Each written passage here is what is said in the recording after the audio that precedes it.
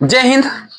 मैंने आप लोगों को कक्षा 10 के मैथ, साइंस सब में जितने भी महत्वपूर्ण पद थे, जितने भी महत्वपूर्ण अध्याय थे, जितने भी महत्वपूर्ण अध्याय या प्रश्न उससे रिलेटेड जो भी था, सब खूब दमदार तरीके से बताया, सब समझ में आया। बस अब हम देखते हैं एक और मॉडल पेपर जो तुम्हारे पास अगर पहुंच जाए। सबसे पहले अब सिर्फ रिवीजन का समय है ना। आज 1 फरवरी हो गई है, 18 दिन बाकी है। 18 दिन कम से कम हर दिन दो मॉडल पेपर तुम्हें सॉल्व करनी है। हर दिन दो मॉडल पेपर सॉल्व करनी है। अगर अपने आप को बेहतर बनाना चाहते हो तो प्रतिदिन 2 मॉडल पेपर सॉल्व करो। नई चीज पढ़ना बंद। नई चीजें जो अभी तक पढ़ लिए हो वो पढ़ लिए हो, है ना। अब केवल मॉडल पेपर सॉल्व करो 15 तारीख तक। 16 और 17 केवल और केवल हिंदी को समय देना, केवल रिपीट करना बस, है ना। फिर हाई स्कूल के बच्चों को बता रहा हूं, 16 17 रिपीट करना। 17 की रात को बिल्कुल नहीं पढ़ना, बस आराम से पापा अम्मी के साथ बैठना। पापा और बताओ क्या हाल चाल है पापा।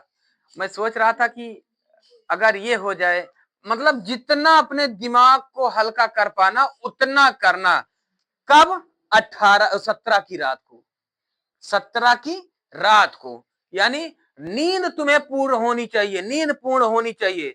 सबसे कमी हो जाती है जो बच्चे कहते हैं अरे अभी तक तो हम पढ़े नहीं है, अब अभी तक पढ़े नहीं है, लाओ जो हो पढ़ ले। अभी तक नहीं पढ़े और छोड़ो, मारो, अब नहीं पढ़ना है ना। एग्जाम वाली रात में कभी मत पढ़ना, क्योंकि क्या होता है, ये दिमाग है ना, ये शांति मांगता है। ये भी कार्य करने के लिए ना बहुत वर्क मैंने हाइपोथैलेमस में पढ़ाया था ना, तंत्रिका तंत्र में, है ना। इसका वीडियो फिर जाकर देख लेना, इसका क्या जरूरत होती है। इसलिए भैया इसको सुकून देना बहुत जरूरत होती है ना, बहुत ज्यादा जरूरत है। तो एग्जाम वाली रात में अगर तुम्हें एग्जाम बढ़िया डिबेट करना है, बढ़िया करना है, तो उस रात को तुम्हें आराम करना है। इस बात को समझ गए। चलिए अब देख रहे हैं, अब हम मॉडल पेपर सबसे पहले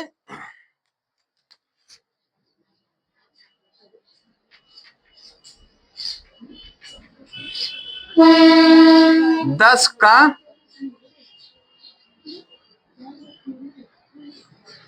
10 कदम में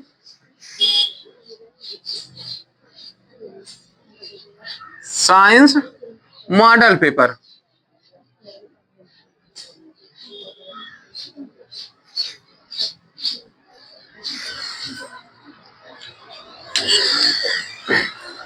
चलिए 10 कदम में साइंस का मॉडल पेपर।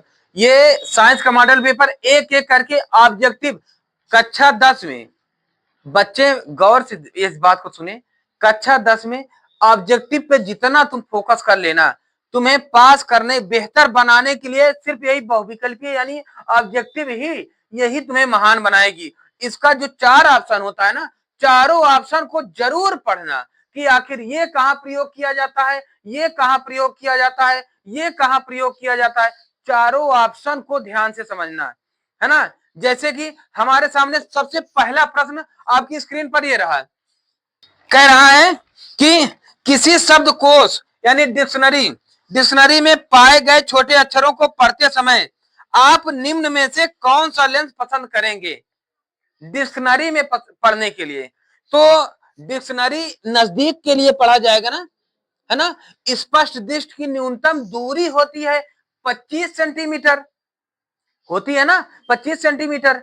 और हमें नजदीक पढ़ना, डिक्शनरी पढ़नी है, तो ये कम से कम ये, अच्छा इसमें ऑप्शन है 50 सेंटीमीटर अवतल, 50 सेंटीमीटर उत्तल, 5 सेंटीमीटर अवतल, 5 सेंटीमीटर उत्तल। तो अब बताओ, डिक्शनरी पढ़नी है, दूर रख के डिक्शनरी पढ़ोगे, है ना, नहीं ना। अब उत्तल अवतल छोड़ो, ये मारो, ये हटाओ, ये भी साइड में रखो। अब 50 सेंटीमीटर को केवल देखो, 50 सेंटीमीटर नहीं करोगे ना, है ना। ये कट 50 सेंटीमीटर नहीं करोगे, है ना। हाँ, दूर के लिए होता तो कि दीवार पर लगी एक कैलेंडर को पढ़ने के लिए हम कौन से लेंस को पसंद करेंगे, तो है ना, तो 50 सेंटीमीटर अवतल का फिर वहां करते, है ना। लेकिन हमें नजदीक पढ़नी है, तो इसमें ऑप्शन कह रहा है, ऑप्शन ऑप्शन कह रहा है 50 सेंटीमीटर फोकस दूरी का एक उत्तल लेंस, 50 सेंटीमीटर दूरी का एक अवतल लेंस, तो ये दोनों कट है ना। अब 5 सेंटीमीटर दूरी का एक उत्तल लेंस, हमें नजदीक पढ़ना है, नजदीक के लिए उत्तल करेंगे ना, है ना, उत्तल लेंस का, है ना, निकट के लिए उत्तल। और हाँ, दृष्टि दोष को करने के लिए मैंने बताया है ना, जब लेंस को हम पढ़ने इस तरह लेंस में लगाने के लिए दृष्टि दोष संबंधी दूर करने के लिए वो अलग की बात होती है। जिसे निकट दृष्टि दोष मैंने ये बताया है ना, निकट दृष्टि दोष को दूर करने के लिए अवतल लगाते हैं और दूर दृष्टि दोष को दूर करने के लिए उत्तल लगाते हैं। और जब हम पढ़ते हैं तो निकट के लिए हम जब पढ़ते हैं तो उत्तल लेते हैं और दूर के लिए अवतल लेते हैं, है ना। इसको मैंने बखूबी खूब अच्छी तरीके से तुम्हें समझा दिया था, है ना। ना हो तो हमारे फिर से प्लेलिस्ट में जाकर हमारे वीडियो को नेत्र संबंधी देख लेना। तो समझ गए ना, इसके लिए हमें 5 सेंटीमीटर का उत्तल का प्रयोग करेंगे, है ना। अवतल के लिए तो हम अगर ये दूर के लिए जब हम दूर दृष्टि दोष संबंधी होते, जैसे मान लो कि हम 5 सेंटीमीटर पढ़ने के लिए 5 सेंटीमीटर उत्तल और 5 सेंटीमीटर अवतल, है ना, तब इस 5 सेंटीमीटर अवतल का प्रयोग तब अवतल लेंस लगता हमें तब जब हमें निकट दृष्टि दोष संबंधी बीमारी है तब। इसको ध्यान देना, जब निकट दृष्टि दोष संबंधी बीमारी है तब वहां अवतल लेंस का प्रयोग करते। अब 50 सेंटीमीटर दूर पर जो 50 सेंटीमीटर का है, इसे अब खुद ही सोचो कि डिक्शनरी पढ़नी है तो नजदीक से ही पढ़ेंगे ना, है ना। तो दूर वाली बात होगी जैसे दीवार उवार पे टांग दिया जाए, है ना। समझ गए इस बात को। फिर अगला प्रश्न हमारा कह रहा है, अगला प्रश्न कह रहा है, एक पारदर्शी माध्यम से दूसरे पारदर्शी माध्यम में प्रवेश करने पर एक प्रकाश किरण के लिए अपवर्तन कोण का मान आपतन कोण की तुलना में अधिक होता है यदि प्रकाश की किरण सघन माध्यम से विरल में जाती है तब ना, है ना। ये तो कई बार बता दिया हूं ना, है ना। तो इसमें ऑप्शन है, ये ध्यान दो कि ये ऑप्शन लिख दे हम।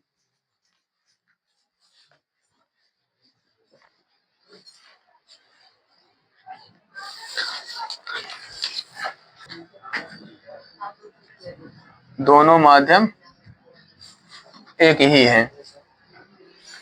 तो देखो यहां पर ये ऑप्शन तुम्हारा, ये दोनों ऑप्शन तो ये नहीं होगा, है ना, ये दोनों ऑप्शन नहीं होगा। अब बची ये दोनों ऑप्शन, है ना। इसमें कह क्या रहा है कि एक पारदर्शी माध्यम से दूसरे पारदर्शी माध्यम में प्रवेश करने पर एक पारदर्शी माध्यम से, मैंने अपवर्तन बताया था ना, जब प्रकाश की किरण एक पारदर्शी माध्यम से दूसरे पारदर्शी माध्यम में जाती है तो वह अपने मार्ग से कुछ विचलित हो जाती है। दूर दृष्टि के लिए के कारण प्रतिबिंब बनता है। दूर दृष्टि का प्रतिबिंब कहां बनता है, दूर दृष्टि दोष है तो प्रतिबिंब कहां बनेगा। तो देखो सबसे पहले अब ये प्रतिबिंब यहां पर ये दूर दृष्टि दोष के कारण प्रतिबिंब, अब किसके लिए कह रहा है, दूर दृष्टि दोष जो होती है, जिसे मान लो दूर दृष्टि दोष होती है, ये कोई नेत्र है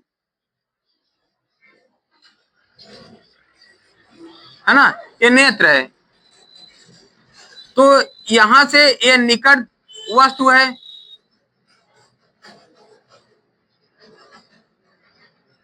निकट वस्तु है और ये दूर वस्तु है,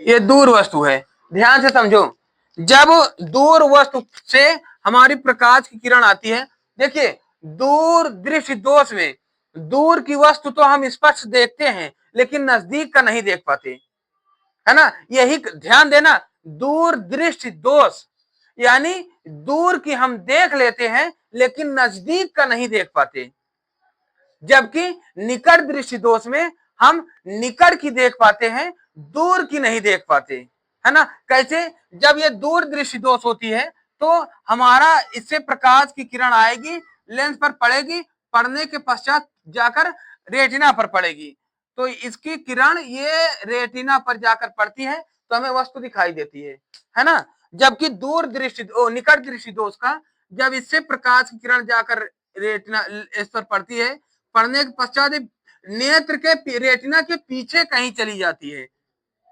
कहीं पीछे चली जाती है और पीछे कहीं जाकर इसका प्रतिबिंब बनाती है ना, रेटिना के पीछे, है ना। ये रेटिना है, रेटिना के पीछे, और ये दूर दृष्टि दोष के लिए है। ये दूर दृष्टि दोष का है ना। तो ये दूर वस्तु और निकट वस्तु, दूर वस्तु का जो प्रतिबिंब है ना, यही समझ लेना। तो दूर वस्तु का जो प्रतिबिंब है ये जाकर रेटिना पर पड़ेगी और निकट की जो है रेटिना के पीछे बढ़ेगी। और जब निकट दृष्टि दोष का है, जब निकट दृष्टि दोष का है,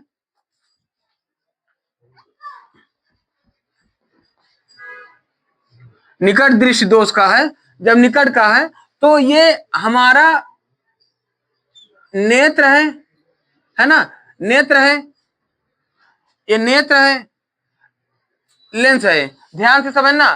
तो निकट दृष्टि दोष में हम निकट की तो हम देख लेंगे, निकट की तो देख लेंगे,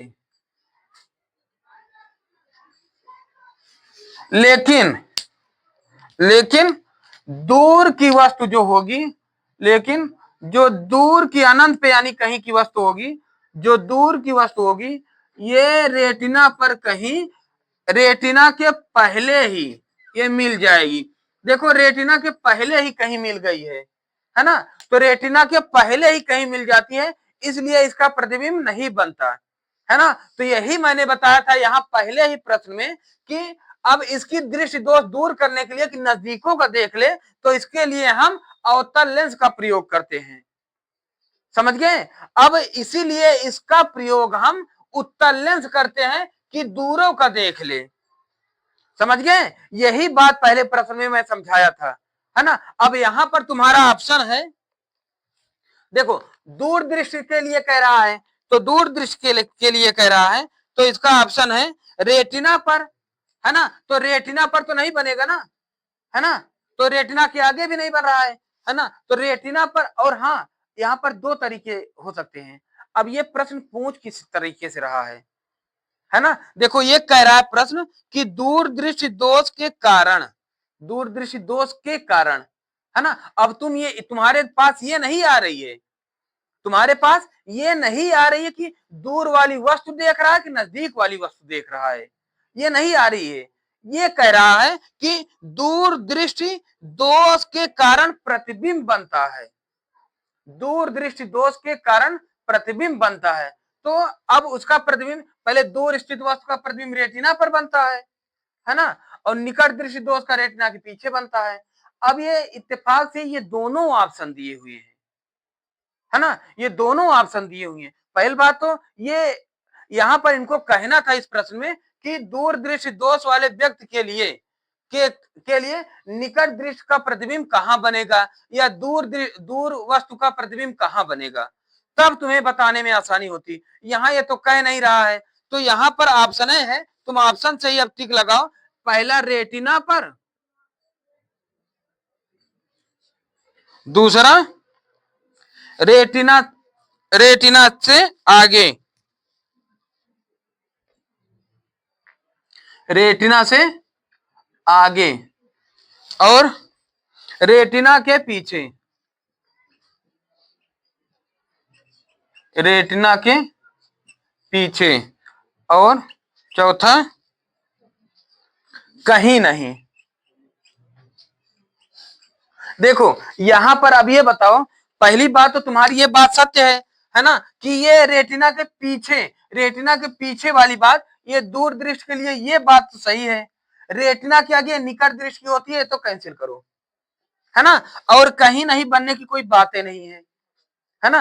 और रेटिनों पर बनती है ना। लेकिन अब किस वस्तु को देखने के लिए कह रहा है ये तुम्हें जरूरी है। अब ये यहीं पर समझना, दूर दृष्टि के कारण, तो यानी दूर दृष्टि का दोष हो गया उसके पास, तो वहां पर समस्या तुम्हारी क्या है कि नजदीक का नहीं देख पा रहे हो, है ना। तभी दूर दृष्टि का रोग बन गया है कि नजदीक का नहीं।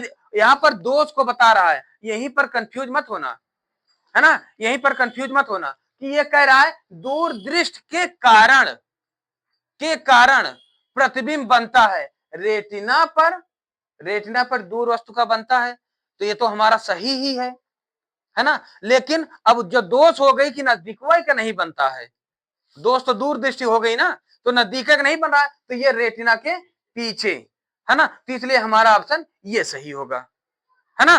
समझ गए इस बात को उसमें। है ना, समझ गए ना। तो यही ऑप्शन हमारा सही होगा, सी। क्लियर है इतनी बात, है ना, ये इस तरह समझना, समझ गए ना। चलिए, अब ये कह रहा है अगला, प्रतिरोध का मात्रक होता है। इसमें ऑप्शन दिए हैं, इसमें ऑप्शन दिए हैं, पहला ओम, दूसरा बी ओम प्रति सेंटीमीटर, और तीसरा ओम सेंटीमीटर, और चौथा वोल्ट, चौथा वोल्ट। तो देखो, प्रतिरोध, प्रतिरोध क्या होता है, ओम के नियमानुसार, है ना, क्या होता है, V equal I R, V equal I R होता है ना। तो ये क्या होता है, इसका मात्रक, जब V का मात्रक निकालोगे तो V इक्वल आई का मात्रक एम्पियर, है ना, एम्पियर, और R का मात्रक ओम, है ना। या अब R का मात्रक पूछ रहा है, तो हमें इसकी जरूरत नहीं है ना। तो हमें तो जरूरत क्या है, हमें तो जरूरत है इसका R का। तो V equal, V equal, V equal इसका मात्रक, सॉरी, R इक्वल V अपान आई हो जाएगी ना, है ना। तो ये आई, तो ये V का मात्रक होता है वोल्ट प्रति एम्पियर। देखो, ये ऑप्शन में दिया ही नहीं है ना। तो वोल्ट एम्पियर प्रति एम्पियर के अलावा इन्हीं दोनों को कहते हैं ओम। क्या कहते हैं, कभी कभी ये ओम ना लिख के तुम्हें केवल ये इसका पहचान ही दे दे तो समझ लेना इसका मात्रक यही है। मात्रक कुल मिला के तुम्हें रट्टा नहीं मारनी भैया, जिंदगी में कुछ करना है रट्टा नहीं है मारनी है। हाँ, इस बात को जान ही लो तुम, रट्टा नहीं है मारनी है, सब समझनी है ना इस बात को। अब रट्टा मार के कुछ नहीं मिलने वाला, कुछ नहीं मिलेगी रट्टा मार के, है ना। अब जैसे मान लो, अब यहाँ पर आई का मात्रक तुमसे पूछ ले, है ना, तो आई का मात्रक पहले इसका है तो इसको भी लिख दें, है ना। भी का मात्रक भी अब लिखे है, तो ये आई का मात्रक एम्पियर होता है ना, एम्पियर, और इसका आर का मात्रक ओम, है ना, एम्पियर ओम, या कहीं कहीं तुम्हें इस तरह एम्पियर ओम ऐसे लिख दे, है ना, इस बात को ध्यान देना। अब फिर अगर आई का पूछ लें तो आई इक्वल भी अपान आर हो जाएगा।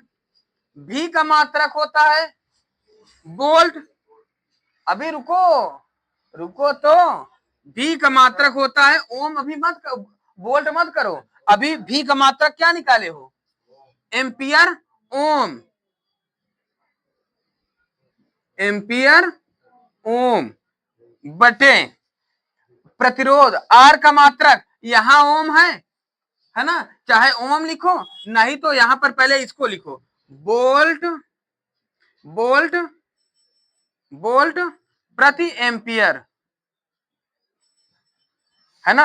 अब ये बताओ, ये बताई दो तुम, ये एम्पियर जाएगा ऊपर, ये इसका स्क्वायर हो जाएगा, हो जाएगा, है ना। तो ये हो जाएगा, कई बार कंफ्यूज करने के लिए देते हैं भैया, ध्यान देना। ये तो तुम सब जानते हो कि आर का मात्रक ओम होता है, और भी का मात्रक, या इसी को हम वोल्ट भी कहते हैं, है ना, या है ना, इसको भी एम्पियर बता रहा हूं, है ना।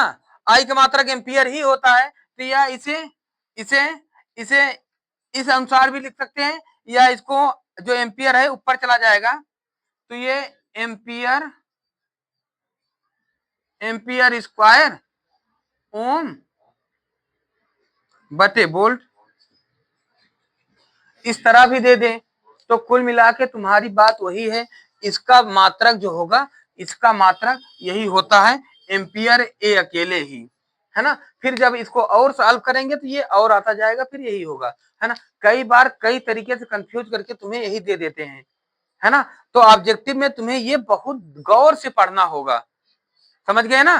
तो यानी हमारा इसका मात्रक, प्रतिरोध का मात्रक क्या होगा, ओम, इसका मात्रक क्या होगा, ओम। समझ गए इस बात को, है ना। इसका जल्दी स्क्रीनशॉट ले लो तो हम आगे बताएं।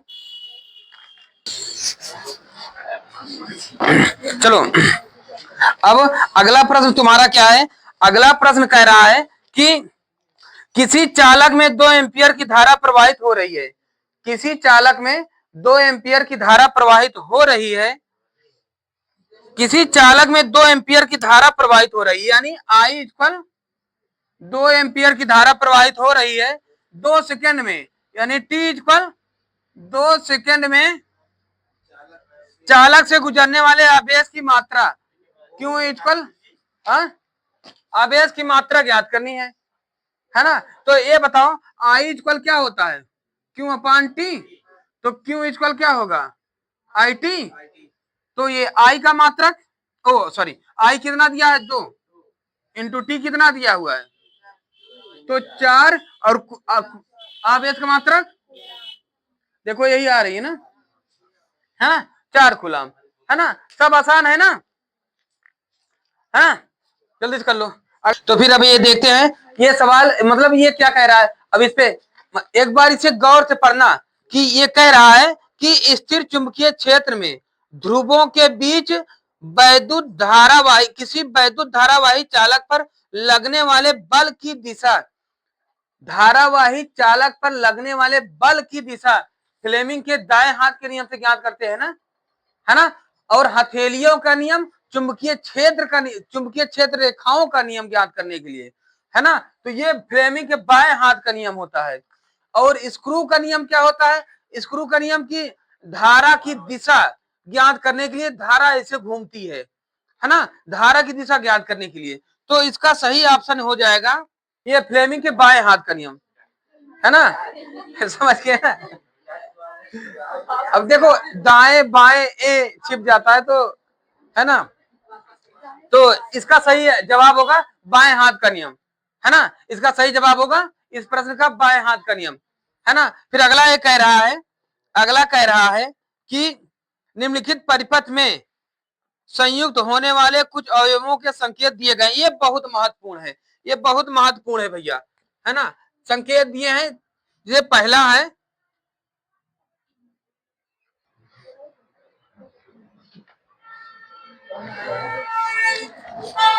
ना। देखो अब ये तुम्हें दिया जा रहा है तो इसका पहचान करना। देखो ये पहला जो है ये तुम्हें दिख रहा है ना, ये तो प्रतिरोध का सिंबल होता है ना। सभी लोग जानते हो कि नहीं जानते, पहले बताओ, है ना। ये प्रतिरोध का सिंबल है कि नहीं है, ईमानदारी से बताओ, है ना। अब इसको जब क्रॉस कर दिया जा रहा है तो इसका मतलब क्या होगा, है ना, ये क्रॉस हो रहा है ना, हम इसको मतलब, इसका मतलब प्रतिरोध देखो कहाँ है, परिवर्ती प्रतिरोध, है ना। ये पहला, ये दूसरा, ये तीसरा, ये चौथा, है ना। अब इसका ये होगा, और ये तो एमीटर का है ना, एमीटर है ना। तो ये इसका एमीटर, एमीटर कहाँ, ये है एमीटर, है ना, एमीटर। और ये यहाँ पर ये प्लस लिखा जाता है, ये माइनस लिखा जाता है, ये सेल का है ना, ये सेल का है, ये सेल का है। और ये तो भैया तुम्हें पता है तार क्रॉसिंग का है ना, ये तार क्रॉसिंग का। तो कहने का मतलब एक में एक, सॉरी, एक में 3, एक में 3, और 2 में 4, 2 में 4, 3 में 2, 3 में 2, और 4 में 1। देखो ये कौन सा ऑप्शन बन रहा है, 3 4 2 1, ऑप्शन कौन सा बन रहा है, पहला ही ऑप्शन है। तो पहला ऑप्शन सही है ना। ये पहचान ध्यान देना, एक तो जरूर आती है भैया ये, है ना। मात्रक मिलाने वाली आ जाए कि सभी का मात्रक मिलाइए या संबंध स्थापित कीजिए, तो ये आती है ना। इसका जल्दी जल्दी बना लो, जल्दी स्क्रीनशॉट ले लो।